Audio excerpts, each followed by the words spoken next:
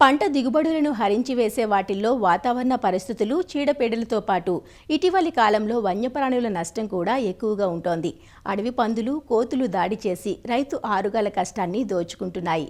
వీటిలో ముఖ్యంగా అడవి పందులు మొక్కజొన్న, జొన్న, వేరుశనగ, రాగులు, అపరాలు, పుచ్చ మొదలైన పంటలలో పలు దశల్లో చొరబడి ధ్వంసం చేస్తున్నాయి. అడవి పందుల విజృంభణ వల్ల చాలా ప్రాంతాల్లో రైతులు పంటలు వేసుకోవడానికి కూడా భయపడుతున్నారు. వీటిని చంపడం చట్టరీత్యా నేరం. అందువలన ఈ అడవి పందుల బెడదను తగ్గించుకోవడానికి రైతులు చేపట్టే కొన్ని సాంప్రదాయ పద్ధతులతో పాటు మరికొన్ని సాంకేతిక విధానాలు చేపట్టాల్సిన అవసరం ఉందంటూ తెలియజేస్తున్నారు ఆచార్య ఎన్జీ రంగా వ్యవసాయ విశ్వవిద్యాలయం, శ్రీకాకుళం జిల్లా నైరా వ్యవసాయ కళాశాల విస్తరణ విభాగం అధ్యాపకులు డాక్టర్ డి చిన్నమనాయుడు. మన వ్యవసాయంలో చూస్తే కనుక పంట వివిధ రకాలుగా నష్టపోవడం అనేది జరుగుతూ ఉంటుంది. ప్రత్యేకించి ఈ రబీ పంట కాలంలో కానీ, ఖరీఫ్ పంట కాలంలో కానీ ఎక్కువగా అడవి పందుల ద్వారా కూడా చాలా వరకు పంట నష్టపోవడం అనేది మన ఉత్తర కోస్తా జిల్లాల్లో మనం గమనించడం అనేది జరుగుతుంది. చాలామంది రైతులు కొన్ని రకాల పంటలు వేయడానికి కూడా భయపడే పరిస్థితి వచ్చింది. అదేవిధంగా రిజర్వ్ ఫారెస్ట్కి దగ్గరగా ఉండేటువంటి రైతులు పొలాలు అయితే ఏవైతే ఉన్నాయో అక్కడ ఈ అడవి పందుల సమస్య ఇంకొంచెం ఎక్కువగా ఉండటం కూడా మనం గమనిస్తున్నాము. ఒకవేళ రైతులు ధైర్యం చేసి పంటలు వేసినప్పటికీ పంట ఫలసాయం వచ్చే సమయంలో మరి అడవి పందులు ఎక్కువగా నష్టపరచడం మనం గమనిస్తున్నాము. మరి అడవి పందులు సమస్య ఎక్కువ అవుతుంటే రైతులు పంట మార్పిడి చేయాలంటే భయం, కొత్త పంటలు వేయాలంటే ఆలోచించిన పరిస్థితి, అదేవిధంగా వేసిన పంట కూడా మనం నష్టపోవడం జరుగుతుంది. మరి ఇలాంటి పరిస్థితుల్లో అడవి పందుల బారి నుంచి పడకుండా పంటను కొంతవరకు రక్షించుకోవాలంటే మరి కొన్ని రకాలైనటువంటి యాజమాన్య పద్ధతులు మనం పాటించాల్సిన అవసరం ఉంటుంది. ఎందుకంటే అడవి పందుల్ని మరి వైల్డ్ యానిమల్ యాక్ట్లో చంపడానికి అవకాశం లేదు. ప్రధానంగా ఏంటంటే ఈ అడవి పందుల నుంచి సమస్య ఎలా ఉంటుందంటే ఇవి మనకి చూస్తే కనుక చూపు అంత ఎక్కువ ఉండకపోయినా వీటి తలకు వాసన, గ్రహణ శక్తి ఎక్కువగా ఉంటుంది. అంటే ఏదైనా పంటని వాసన ద్వారా గుర్తుపడుతుంటాయి.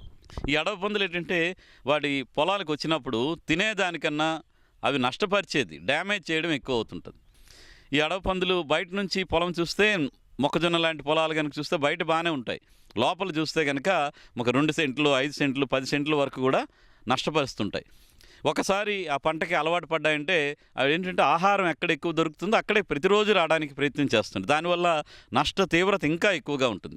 కాబట్టి ఇలాంటి పరిస్థితుల్లో రైతులు వీటి నుంచి పంటను రక్షించుకోవాలంటే కొన్ని సాంప్రదాయ పద్ధతులు, కొన్ని ఈ మెకానికల్ కొత్తగా నూతన సాంకేతిక పరిజ్ఞానాన్ని కూడా పాటించాల్సిన అవసరం ఉంటుంది.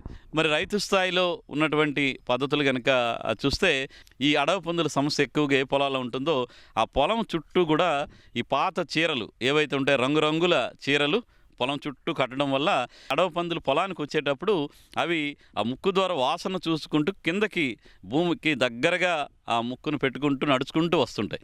అలాంటప్పుడు కనుక ఈ చీరలు అడ్డు తగిలాయి అనుకుంటే అక్కడ ఏదైనా ఆపద ఉంది, లేదో అందులో చొరబాటుకి ఏదో ఆటంకం కలుగుతుందని ఆ పొలాల్లోకి చొరబడకుండా వేరే పొలాలకు వెళ్ళిపోవడం కూడా జరుగుతూ ఉంటుంది. అదేవిధంగా సాంప్రదాయ పద్ధతుల్లో చూస్తే మనకి ఈ కుళ్ళిన కోడిగుడ్లు 25 ml సొన 1 లీటర్ నీటికి కలుపుకొని దాన్ని పొలం చుట్టూ కూడా గట్ల మీద వాటి ఏ ప్రాంతం నుంచి పొలంలోకి ప్రవేశిస్తున్నాయో వాటిని గమనించుకొని ఆ ప్రాంతాల్లో కనుక గట్ల చుట్టూ కూడా 1 మీటర్ వెడల్పులో కనుక పిచికారీ చేస్తే ఈ కోడిగుడ్లు సొన ఏదైతే ఉందో ఆరుతున్న కొద్దీ వాసన ఇంకొంచెం ఎక్కువగా వస్తుంది. కాబట్టి అడవి పందులు పొలానికి వచ్చేటప్పుడు అవి పంట వాసన తెలుసుకోలేక అది వేరే ప్రాంతాలకు వెళ్ళిపోవడం కానీ, అదేవిధంగా ఈ కుళ్ళిపోయిన కోడిగుడ్ల వాసన భరించలేక వేరే ప్రాంతాలకు తరలిపోవడం జరుగుతుంటుంది. కాబట్టి ఆ విధంగా తక్కువ ఖర్చుతో ఇది కూడా ఎక్కువ రోజులు పనిచేయదు. మనకి 7 నుంచి 10 రోజుల వరకు ఈ పద్ధతి పనిచేస్తుంది. సల్ఫరు, అదేవిధంగా మనం ఆముదం 2 కలిపి ఒక బకెట్లో వేసుకొని ఈ పురుకు కొబ్బరి తాడు ఏదైతే ఉంటుందో మన పొలానికి 1 లేదా 2 వరుసలు కట్టడానికి ఎంత తాడు అవసరం ఉంటుందో అన్ని మీటర్ల తాడుని మనం ఈ గంధకం, ఆముదం మిశ్రమంలో 24 గంటలు నానపెట్టి అది కనుక మీరు పొలం చుట్టూ కడితే గంధకం నుంచి కూడా ఒక రకమైన వాసన వస్తుంది. ఆ వాసనకు కూడా అది వికర్షితం అయిపోయి అడవి పందులు బయటికి పొలాలకు కూడా పొలానికి రాకుండా ఉంటాయి, వచ్చినా కానీ బయట పొలాలకి వెళ్ళిపోతాయి.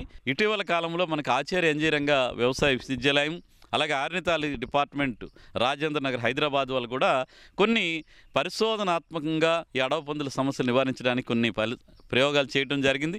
అందులో ప్రధానంగా ఏంటంటే సోలార్ ఫెన్సింగ్ అనేది బాగా పనిచేస్తుంది అని చెప్పేసి కూడా వాళ్ళ పరిశోధనల ద్వారా నిరూపితమైంది. పొలం చుట్టూ కూడా మన ఫెన్సింగ్ మామూలు జిఏ వైర్తో ఏ విధంగా అయితే వేసుకుంటాం ఆ విధంగానే ఫెన్సింగ్ వేసుకుంటారు.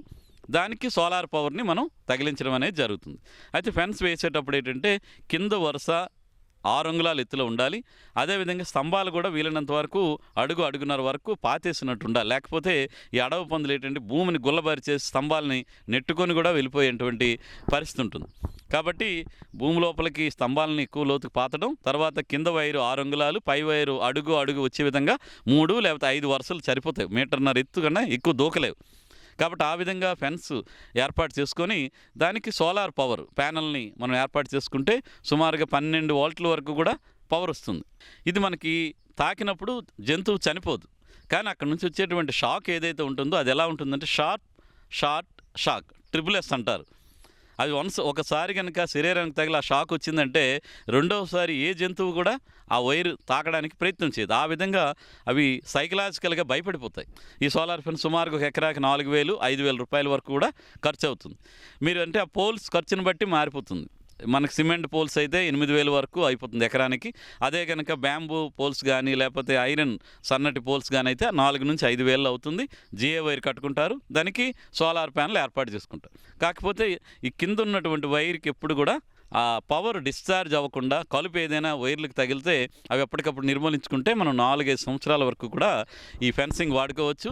అదేవిధంగా ఎకోడాన్ అని చెప్పేసి ఇంకొక కెమికల్ ఉంది. అది 1 లీటర్ తీసుకొని 100 లీటర్ల నీటికి కలిపేసి అది కూడా పొలం గట్ల చుట్టూ కూడా పిచికారీ చేస్తే దాని నుంచి కూడా ఒక రకమైన వాసన వస్తుంది. అది కూడా ఇందాక మనం కోడిగుడ్లు ఏ విధంగా అయితే వాసనతో పనిచేస్తుందో ఆ విధంగా ఇది కూడా పనిచేస్తుంది.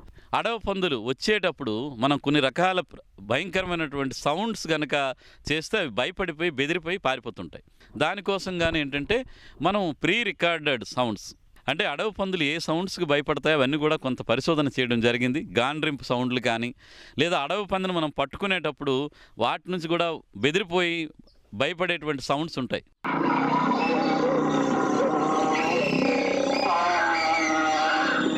ఇలాంటి సౌండ్స్ అన్నీ రికార్డ్ చేసి ఆ చిప్ కానీ లేదా పెన్ డ్రైవ్ కానీ మనం పొలంలో ఒక ఎత్తైన ప్రదేశంలో పెట్టుకొని దానికి సోలార్ పవర్ కానీ లేదా బ్యాటరీ మనం అమర్చుకుంటే అవి వచ్చే సమయంలో ఈ సౌండ్ సిస్టమ్ కనుక మనం ఆన్ చేస్తే అవి వస్తున్నప్పుడు ఈ సౌండ్స్ వినిపిస్తే ఏదైనా వేరే జంతువు వల్ల ఆపద ఉంటుందని పారిపోతాయి.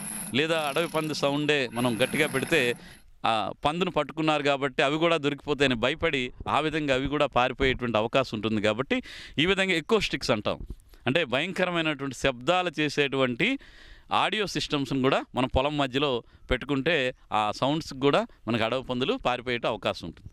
సాంప్రదాయ పద్ధతులు అవనండి, కంచి పద్ధతి అవనండి, రసాయన పద్ధతులు అవనేయండి, లేదా శబ్దాలు ఎక్కువగా చేసేటువంటి ఆర్తనాదాలు క్రియేట్ చేసేటువంటి పద్ధతులు, ఇవి అన్నీ కూడా ఒక ఇంటిగ్రేటెడ్గా కనుక చేసుకుంటే ఎక్కడైతే మనకి వాణిజ్యపరంగా పంట నష్టం కలుగుతుంది, ఏ సమయంలో వస్తాయి, ఇవన్నీ ఒక గమనించి ఒక సమగ్రమైనటువంటి ప్రణాళికతో కనుక రైతులు ఈ అడవి పందుల నివారణ చర్యలు చేపడితే మన పంటలు కాపాడుకొని అధిక దిగుబడిని అధిక నికరాదాయాన్ని పొందడానికి ఆస్కారం